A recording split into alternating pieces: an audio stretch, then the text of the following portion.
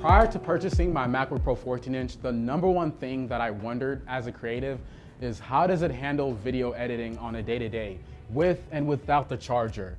And that's basically what I'm gonna be talking about in this video. I wanna do some real world examples so you have an idea of exactly what you can expect with your MacBook Pro 14-inch. The one that I'm rocking is the base model. So it's not as powerful as the other 14-inch. There's like one right above it that starts at, I believe, $2,300. It has 16 cores compared to the 14 cores you get with the base model.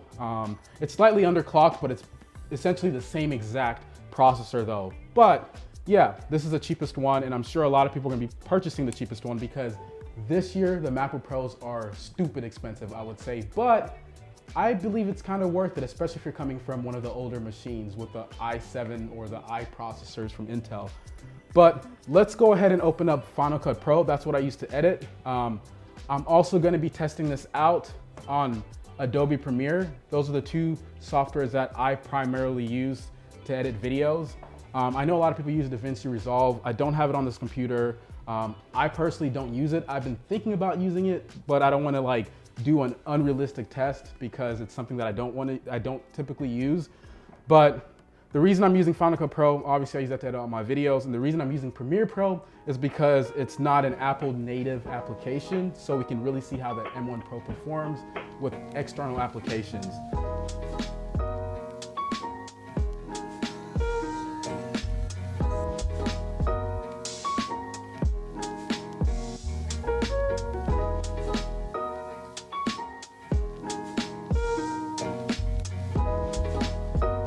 We're gonna go ahead and drag in some H.264 footage shot on the Sony a7 III at 4K 30 FPS. I did a little real estate shoot the other day. I'm gonna drag in, let's say 3 clips in here.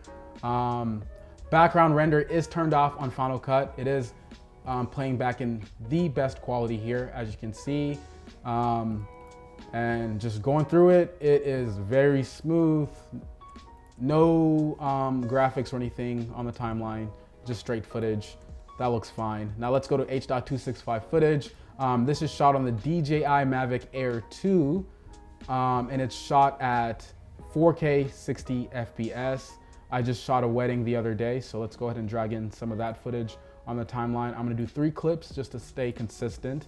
And it is on D-Link, which is their flat profile for DJI, and as you can see here, that's a wedding couple there, or the groom and the bride, and it is playing back very, very smoothly. Let me go ahead and slow it down by 50%, and let's see how that looks like as well. Oh, that looks really clean, and as you can see here, timeline looks really smooth. Now let's go ahead and drag over that Panasonic S1H footage shot at 4K 60 FPS, and it is Apple ProRes RAW. So let's see how that plays back on the timeline. Just to be consistent again, we're gonna just drag in 3 shots on the timeline. Boom. But as you can see here, even this footage, better quality, background render turned off, looks absolutely fire. You're literally running into no issues here. Let me go ahead and slow it down and let's see what happens. Slowing it down by 50%. As you can see here, instantly it's in slow motion, no frame drops at all. Now let's hop over to Adobe Premiere and let's see how that looks like.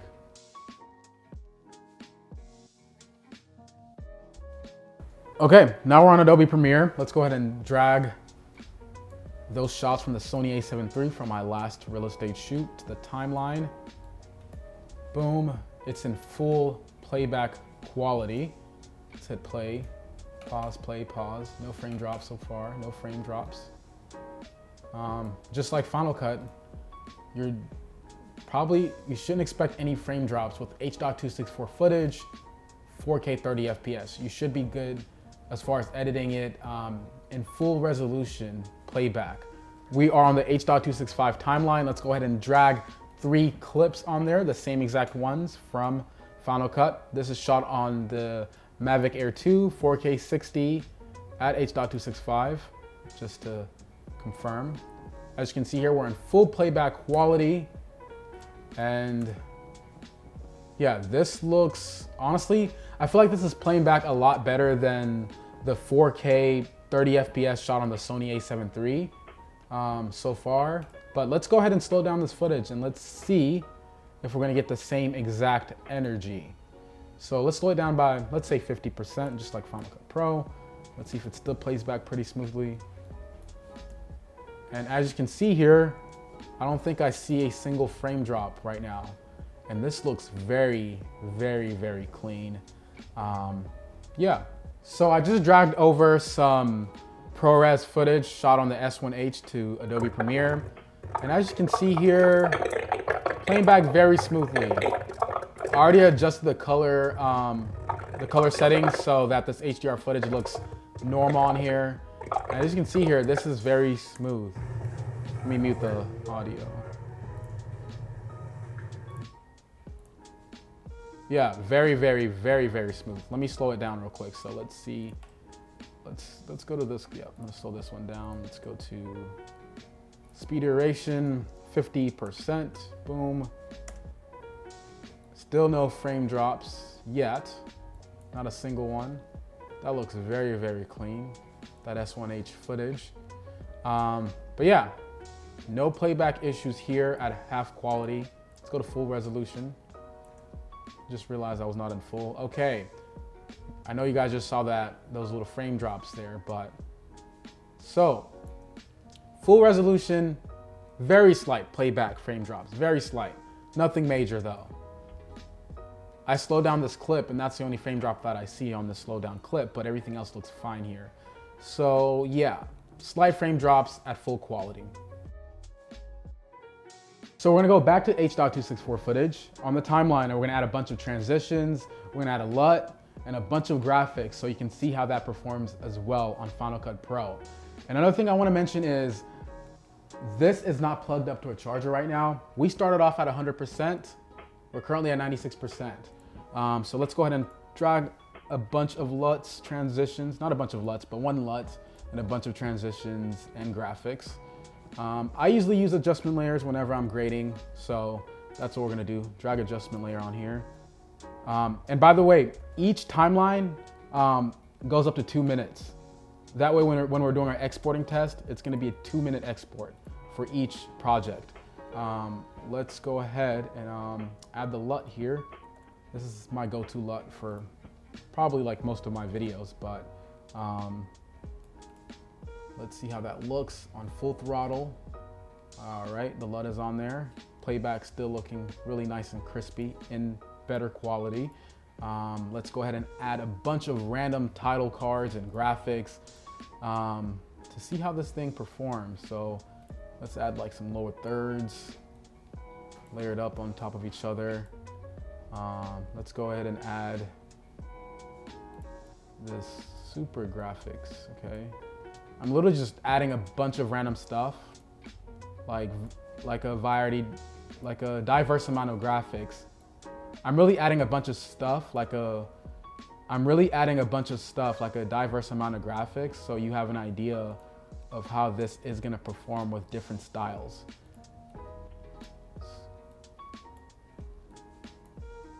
At this point, I've added well over 20 pieces of graphics. So let's see how this is scrubbing through the timeline. First off, you can see how smooth that is, which is kind of ridiculous to think about. Yeah, that's not a single frame drop that I can see here. Okay, now let's head over to the H.265 timeline. I'm gonna copy and paste everything that I just dragged over to the H.264 timeline. And we're playing it back, and as you can see here, it looks really smooth. This is 4K 60 FPS. All the footage is already slowed down to give you an idea of how that's gonna look like. And as you can see here, super clean, not a single frame drop. I am curious to see how ProRes performs, so let's go ahead and head over to that timeline, paste the same exact graphics and stuff. All this footage is also already slowed down because it was shot at 4K 60 FPS on the Panasonic S1H. And as you can see here, playback is very smooth. Okay, now let's go back to H.264. Let's add a bunch of random transitions. I'm gonna do the same for all of the other ones. So let's see how it transitions between each clip. Very smoothly, not a single frame drop still. Let's go to the H.265 timeline, add a bunch of transitions there. Looks super smooth as well. And as you've noticed on the H.264 timeline, I copied and pasted the clips a bunch of times. That way it could reach 2 minutes for whenever I'm doing my export test.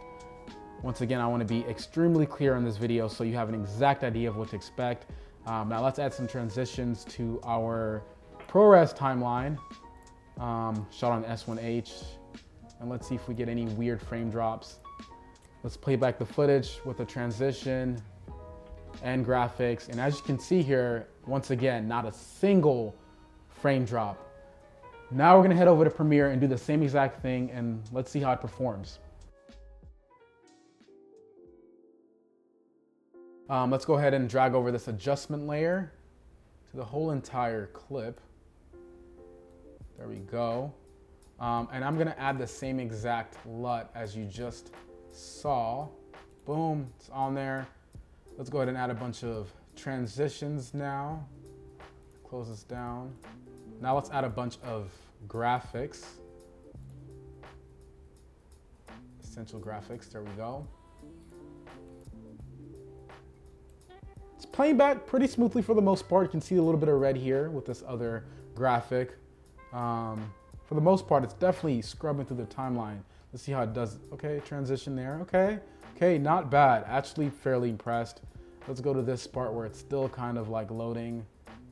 Yep, definitely some frame drops here with something a little bit more graphic intensive as far as this VFX. You can see a little bit of playback. Let me go to half the quality. Let's see if that improves it. Oh, that's definitely a lot better. Now I don't see any frame drops when it's playing it in half quality.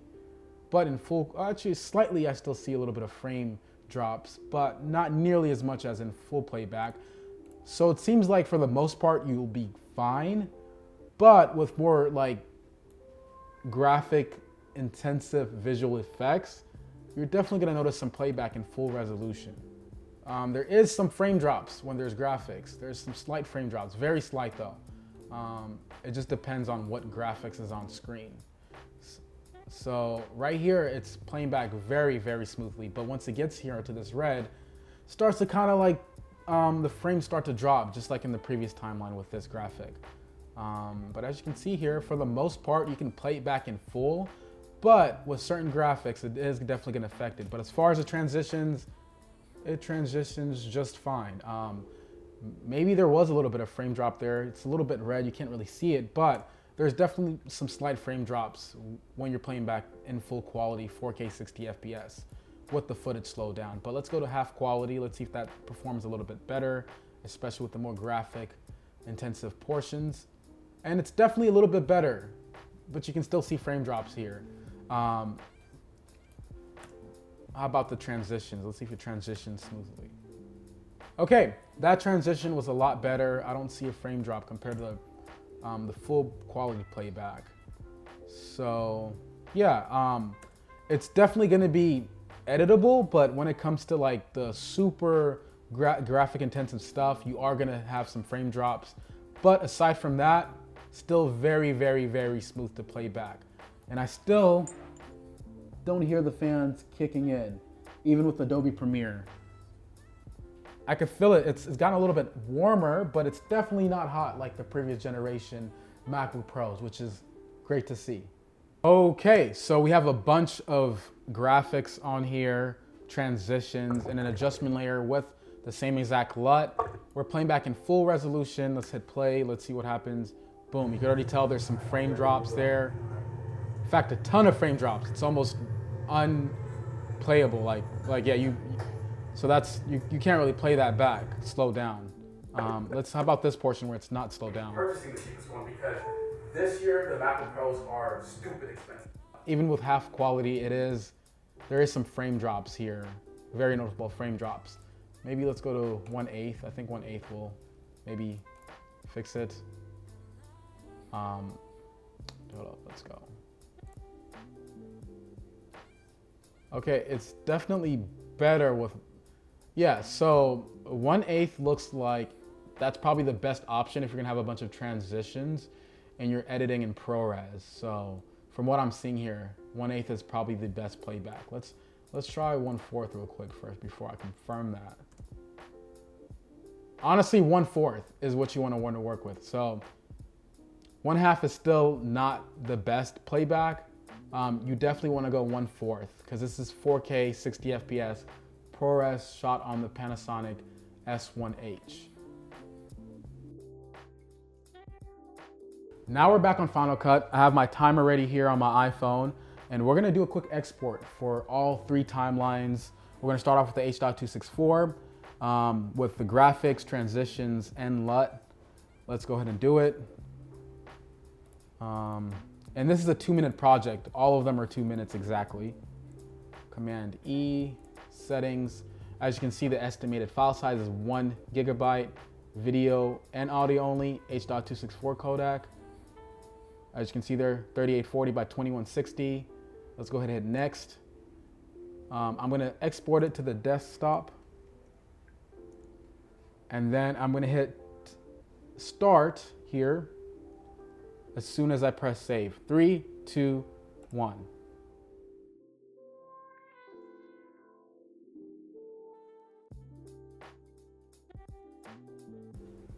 I'm honestly quite surprised by this. It's like the exporting times are going lower, even though I expected them to take longer. Just like most of us, I'm pretty sure we were expecting the same. But as you can see here with the ProRes S1H footage, 1 minute and 2 seconds, which is pretty ridiculous to think about. Once again, that is a 2-minute timeline. It's nothing crazy, but that gives you an example or a realistic example of what you can expect with the 14-inch MacBook Pro base model. But now let's go ahead and switch over to Premiere and let's see if we get those same exact exporting times. And I'm probably guessing it's gonna take a lot longer, but we'll see.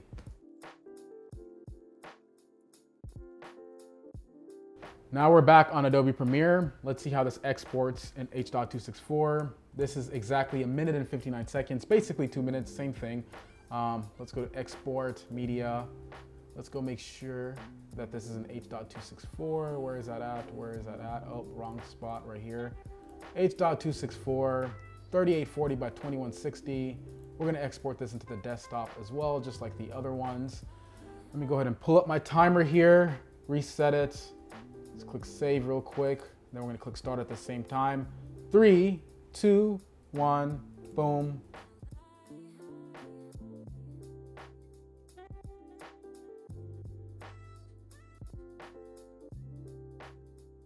I was so impressed by how this machine performed that I had to go to Red's website and download a bunch of raw footage to see how 8K raw at 60 FPS or 50 FPS, whatever it was, performs on this machine when it comes to exporting, playback, and all that stuff. So let's do that really quick, and then we can go ahead and conclude this video once we also do that on Adobe Premiere. So let's drag in this footage. Boom, 3 clips as well. Okay, and I wanted to show you guys that this is an 8K timeline, and you can look at this footage itself. As you can see, it was shot on the Red. I'm pretty sure 2 of these shots were shot on the Red weapon. I'm not sure about the other ones, but yep, Red weapon 59.94. But as you can see, playback here is super fast, and we are in better quality. Like, yo, this is Red footage. Okay, I lied. I'm playing back the footage, and this is the first time I've been able to see frame drops. Yep, there's definitely some frame drops when there's playback, like noticeable frame drops. Okay, let's go to better performance.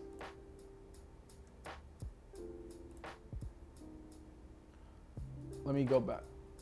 Okay, so better performance, no frame drops. Better quality, for sure you're gonna get frame drops. In fact, let me just go ahead and copy and paste everything I did on the other projects onto this. And let's see if my machine is going to explode.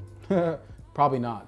But one thing that I will say here is this entire video, I've not heard the fans cut on, which is ridiculous to think about, including this Red footage that I'm currently playing around with.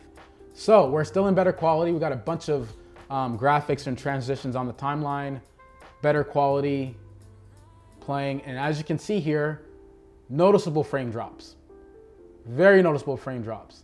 Let's go to better performance. Let's find some graphics to make it kind of work. Once again, this is an 8K timeline, and this is with a bunch of graphics.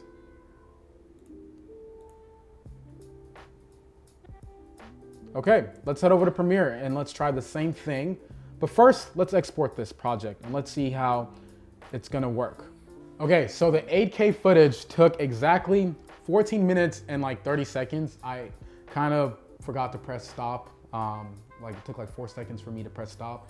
At least that's what I'm estimating, but around 14 minutes and 30 seconds is how long it took to export on Final Cut Pro. So I'm really assuming it's probably gonna take at least double the time on Premiere, but let's go see how that performs. Yeah, and we'll be done with this test. And I feel like my computer may blow up trying to play this, but we'll see. Let's go to full quality. Let's play it back.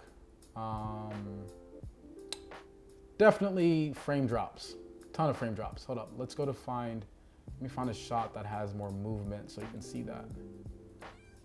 But you can see that it's definitely struggling, like it's struggling. Like, no fans kicking in yet though, so that's good. Let's go to half playback quality. Let's see if that's a little bit better. When I scroll through, it doesn't look bad, but when I start playing it, that's when you're like, oh shoot, it's definitely struggling. Okay, so at half quality, it's definitely better, but there's still frame drops. Let's go to 1/4 the quality. Mind you, like 1/4 of the quality of 8K footage is still really crispy. Like it's still pretty crispy. Let's not say really crispy, a little exaggerated there, but still a little bit of frame drops, very, very, very slight. Like you can see that little flash that just happened on the screen. So definitely frame drops there. I think your best bet is probably 1/8. Got a bunch of graphics on here, an adjustment layer with a LUT, transitions between the clips. So let's press play and let's see if my computer crashes. It does not. It's definitely playing back, but there's no way this is gonna be usable as far as like editing a full-on project. It's definitely gonna be a little bit aggravating, especially if you're trying to do this in full playback. Yeah, this is not gonna work. It is not gonna work. You can see how much smaller this graphic is on this 8K timeline. Let's go to half playback. And in fact, when I was dragging like graphics to the timeline and transitions, I was already seeing a little bit of frame drops dragging between the timeline. So yeah, even just dragging stuff to the timeline is gonna be a little bit slow. Let's go to 1/8. Let's see how 1/8 performs. Okay, a little bit better, a little bit better, a little bit better. Okay, no frame drops so far. I feel like there's always gonna be frame drops with this specific graphic just because it's really, actually, this actually wasn't bad. So at 1/8 quality, you can actually edit with very little frame drops from what I'm seeing so far. Yeah, 1/8 quality can get away with it. Now, 1/16 is probably gonna be very, very smooth, but I think 1/8 is gonna be the sweet spot for a lot of people because you still get the quality aspect. You also get the playback aspect. Let's go ahead and set up the export. As you can see, it's exactly 2 minutes here on this timeline. Media, QuickTime, Apple ProRes 422, MOV. As you can see here, the resolution 8,192 by 4,320, 59.94 frames per second. Let's go ahead and export to the desktop, just like all the other videos. Pull up my stopwatch. Let's start at the same time. 3, 2, 1. Okay, y'all, it's still exporting. We're currently at 12 minutes. It says that we have 9 minutes and 12 seconds left, and it is at 39%. I'm honestly not trying to wait for it because by the time it's done, it's probably gonna be a whole 45 minutes at least. because that estimated time is not always accurate, especially if you look at the time on my clock and how fast this time is going. It's definitely a little bit slower. So I'm guessing I was right. It's probably gonna take around 35 to 45 minutes or 35 to 40 minutes to export this entire 2-minute 8K project at 8K raw, 59 point whatever, 94 FPS. But yeah, with that said, for the very first time, I finally could hear the fan spinning.